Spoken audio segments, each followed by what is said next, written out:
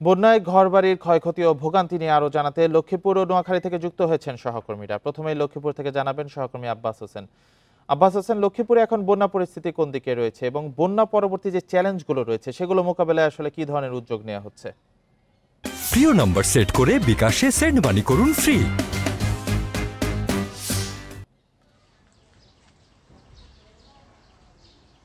হ্যাঁ, কিন্তু আস্তে আস্তে পানি নামতে শুরু করেছে। অর্থাৎ আজকেও আমরা দেখেছি গতকালের তুলনায় আজকে প্রায় 1 ফুটের মতো পানি কমেছে। তবে এইভাবে যদি আরো 4-5 দিন পানি কমতে থাকে তাহলে হয়তোবা রাস্তাঘাট, মানুষের বাসা বাড়ি থেকে কিছুটা পানি নামবে এবং উন্নতির পথে যে যাবে এমনটি আমরা দেখেছি। তবে এই যে বন্যার পানি নামার সাথে সাথে যে এখানকার মানুষের যে দুর্ভোগ সেটি আমরা দেখেছি। পাশাপাশি মানুষ এই যে দীর্ঘ প্রায় 15 থেকে 20 দিন এই পানির সাথে যুদ্ধ করে তাদের যে লড়াই, সেই লড়াই কিন্তু এখনো অব্যাহত রয়েছে। অনেকে কিন্তু বাসা বাড়িতে পানি ওঠার কারণে আসবাবপত্র নষ্ট হচ্ছে, যে কাঁচা ঘরগুলো রয়েছে সেগুলো কিন্তু অনেকে পড়ে গেছে বা নষ্ট হয়েছে। এই কারণে তারা কিন্তু ঘুরে যে দাঁড়ানোর যে বিষয়টি সেটি তারা চেষ্টা করছে, কিভাবে তারা আবার নতুন করে এই বাসা বাড়ি তৈরি করবে সেই ধরনের দুশ্চিন্তায় রয়েছেন অনেকে। আমি সকালেও কয়েকজনের সাথে কথা বলেছি, তারা যেটি জানিয়েছেন দীর্ঘদিন যে পানি বন্দি থাকার পর কাজকর্ম নাই এবং পাশাপাশি এখন যেই ধরনের ক্ষয়ক্ষতি হয়েছে এই যে ঘরের বা যে আসবাবপত্র সেগুলো কিভাবে তারা সেগুলা সংগ্রহ করবে বা সেগুলো তারা কিভাবে আবার ঠিকঠাক করে এই নতুন ঘরে উঠবে সে ধরনের চিন্তায় তারা রয়েছে। অর্থাৎ তারা প্রতিনিয়ত যে ঘুরে দাঁড়ানোর যে সংগ্রাম সেটি তারা রেখেছেন। তবে এখন পর্যন্ত আমরা দেখেছি লক্ষ্মীপুরে যে 5টি উপজেলা রয়েছে এই 5টি উপজেলার 60টি পৌরসভার প্রায় বেশিরভাগ এলাকা এখনো পানিবন্দী রয়েছেন 10 লাখের বেশি মানুষ, এমনটি এখানে জেলা প্রশাসনের পক্ষ থেকে জানানো হয়েছে। তবে বন্যা পরবর্তী যেই উন্নতির পরে যে ধরনের ব্যবস্থা নেওয়ার কথা তা যে পুনর্বাসন কর্মকর্তাদের পক্ষ থেকে জানানো হয়েছে। ইতিমধ্যে তারা একটি তালিকা তৈরি করছেন, প্রায় যে 1000 থেকে 1200-র মতো ঘর বাড়ি নষ্ট হয়েছে এবং তাদেরকে কিভাবে পুনর্বাসন করা যায় সে ধরনের ব্যবস্থার কথা বলছেন। একই কথা বলছেন কিন্তু বিএনপির পক্ষ থেকে তারা বলছেন যে আগামী 1.5 মাস তারা এই বন্যা কবলিত এলাকায় থাকবেন এবং সেখানে তারা কাজ করবেন এবং যারা ঘর হারিয়েছেন, বাড়ি হারিয়েছেন তাদের এই ঘর এবং বাড়ি তৈরি করে দেওয়ার জন্য যা যা করা দরকার সেটা দলের পক্ষ থেকে করা হবে, এমনটি শহীদুদ্দিন চৌধুরী আনি আমাদেরকে জানিয়েছেন। তবে আমরা যেটা দেখেছি এখন পর্যন্ত যে প্রত্যন্ত অঞ্চল রয়েছে, যেমন লক্ষ্মীপুর সদরের পূর্ব অঞ্চল যে ভাঙ্গাখা, মান্দারি, দিগুলি, কুশাখালী, যে চরশাহী, এই যে চন্নগঞ্জ, এইসব ইউনিয়ন এখনো আসলে পানি যেভাবে নামার কথা সেভাবে নামছেন না, একদম ধীরগতিতে নামছে। এই কারণে এইসব অঞ্চলের মানুষ কিন্তু চরম দুর্ভোগে রয়েছে, চরম কষ্টে রয়েছে। তা আসলে আমরা দেখেছি আস্তে আস্তে কিন্তু পানি নামতে শুরু করছে, বন্যারও উন্নতি হচ্ছে। তবে সকাল থেকে আমরা দেখেছি গুড়ি গুড়ি বৃষ্টি হচ্ছে। যদি বৃষ্টি হয় তাহলে আবারও পানি বাড়ার আশঙ্কা করছে এখানকার স্থানীয় এলাকাবাসী। আব্বাস হোসেন, আপনি সাথেই থাকবেন। এবার নোয়াখালী থেকে জানাবেন সহকর্মী আবু নাসের।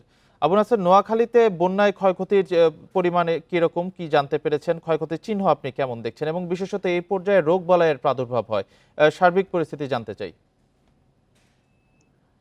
আমি এখন আছি নোয়াখালী পৌরসভার জয়কৃষ্ণপুর এলাকাতে। এই এলাকাতে আমি যদি আমার পেছনে দেখাই, দীর্ঘ 1 মাস থেকে এখানকার বাসিন্দাদের দাবি হচ্ছে 1 মাস থেকে তারা এই জলাবদ্ধ অবস্থায় রয়েছেন।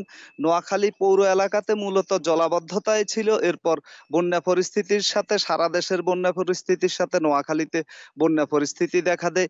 এখন বিভিন্ন জায়গা থেকে পানি নামা শুরু করলো। এই এলাকায় পানি নামার গতি একেবারেই মন্থর, ফলে মানুষ কর্মহীন হয়ে পড়েছে। প্রতিটি সেক্টরে, কৃষি, মৎস্য থেকে শুরু করে মুটে মজুর, দোকানদার যারা রয়েছেন প্রত্যেকেই কর্মহীন হয়ে পড়েছেন এবং গত 2 দিন থেকে কিছু কিছু দোকানপাট খোলা হচ্ছে। পাশের দোকানগুলোতে দেখাই যাচ্ছে এখনো প্রচুর পানির কারণে অনেকেই দোকান খুলতে পারেননি। 1-8 জন যারা দোকান খুলেছেন একটু পানি সরিয়ে কোন রকম পরিষ্কার করে, তারা বলছেন যে অলস বসে আছেন, খুব বেশি ক্রেতা পাচ্ছেন না। কিন্তু কি করবেন, একেবারে বেকার, ঘরে খাওয়ার নেই, ত্রাণ সামগ্রীও ওইভাবে এসব এলাকাতে আসে না। নিরুপায় হয়ে তারা দোকান খুলেছেন এবং আশায় আছেন যদি 2-1 জন ক্রেতা আসেন তাহলে কিছু বিক্রি করবেন, ঘরের জন্য কিছু নিয়ে যাবেন। তাছাড়া এখানকার দোকানদার যারা রয়েছেন তারা বলছেন যে তাদেরকে আসলে মালামাল বাইরে থেকে এনে আবার বিক্রি করতে হয়। এখানে বিভিন্ন প্রতিষ্ঠানের যেই বিক্রয় প্রতিনিধি তারা সচরাচর পণ্যগুলো দিয়ে যায় এই দোকানগুলোতে, কিন্তু পানির বেড়ে যাওয়ার কারণে এখানে দোকানে আসলে পণ্যও পাচ্ছেন না, ফলে নতুন করে যেসব পণ্য শেষ হয়ে গেছে সেসব পণ্য নতুন করে আনা যাচ্ছে না। পাশাপাশি এখানে যে মৎস্য বিভাগ রয়েছে, মৎস্য সেক্টরে একেবারে যতগুলো খামার রয়েছে সবগুলো খামার ভেসে একাকার হয়ে গেছে। কোনো খামারেই কোনো মাছ নাই, খামারের মাছ জলাশয় সব একাকার হয়ে গেছে। মানুষ একেবারেই কর্মহীন। পোল্ট্রি সেক্টরে দেখা যাচ্ছে যে একেবারে প্রত্যেকটি পোল্ট্রি খামার পানির নিচে ডুবে গেছে এবং প্রতিটি খামারের যত আছে মালামাল থেকে শুরু করে মুরগি সব ধ্বংস হয়ে গেছে। একই অবস্থা কৃষি খাতে, একেবারে বীজতলা থেকে শুরু করে ফসলি জমির ফসল, সবজি, শাকসবজি সব শেষ হয়ে গেছে। প্রতিটি সেক্টরে এই যখন অবস্থা, তখন মানুষ চরম হতাশাগ্রস্ত অবস্থায় রয়েছেন, বেকার হয়ে পড়েছেন। প্রত্যেকটা মৎস্য বিভাগে, কৃষি বিভাগে একেবারে দিনমজুর যারা রয়েছেন তারা বেকার হয়ে পড়েছেন। হোটেল শ্রমিক যারা রয়েছেন, ছোট ছোট হোটেলে যারা কাজ করেন, বড় হোটেলে, তারা ওই কর্মচারীদেরকে এখন আর হোটেল থেকে ডাকা হচ্ছে না, কারণ হোটেলগুলো বন্ধ হয়ে আছে। পাড়ায় মহল্লায়, অলিতে গলিতে ছোট যেই দোকানগুলো রয়েছে, এরকম অসংখ্য দোকান রয়েছে, এগুলো প্রায় 1 মাস থেকে, কোনোটি 20 দিন থেকে বন্ধ হয়ে আছে। একেবারে মানে মানুষের নাভিশ্বাস অবস্থা। এই দোকানগুলো বন্ধ হওয়ার সাথে প্রতিটি দোকানের সাথে 3 জন 4 জন করে মানুষের জীবিকা নির্ভর করে, কিন্তু এই মানুষগুলো কিভাবে খাবেন, কিভাবে থাকবেন, এরা চরম এক অনিশ্চয়তার মধ্যে রয়েছেন। গতকাল জেলা প্রশাসকের কার্যালয়ে বিভিন্ন সেক্টরের প্রধানদেরকে নিয়ে, দপ্তরের প্রধানদেরকে নিয়ে এবং ইউনিসেফের প্রতিনিধিদেরকে নিয়ে বন্যাকালীন এবং বন্যা পরবর্তী পুনর্বাসন কার্যক্রম নিয়ে সভা হয়েছে। সেখানে জানানো হয়েছে যে এই যে বিভিন্ন খাতভিত্তিক ক্ষতির পাশাপাশি চরম আকারে ধারণ করেছে, মহামারী আকারে ধারণ করেছে পানিবাহিত বিভিন্ন রোগ। হাসপাতালগুলোতে তিল ধারণের জায়গা নেই, মেঝেতেও রোগী রয়েছে।